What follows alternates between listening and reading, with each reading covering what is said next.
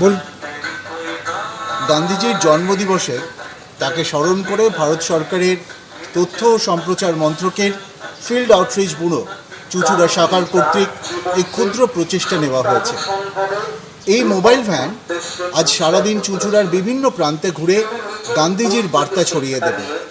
অস্পৃশ্যতা, ধর্মীয় ভেদাভেদ ইত্যাদির বিরুদ্ধে গান্ধীজির বক্তব্য, অহিংসা ও বিশ্ব শান্তির পক্ষে তার আমরণ সংগ্রামের কথাও তুলে ধরা হয়েছে এই মোবাইল ভ্যানে।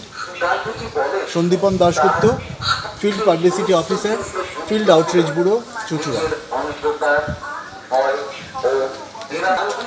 তার বিশ্বাসকে প্রথমে সংক্ষিপ্ত করে বলেন ঈশ্বর পরবর্তীতে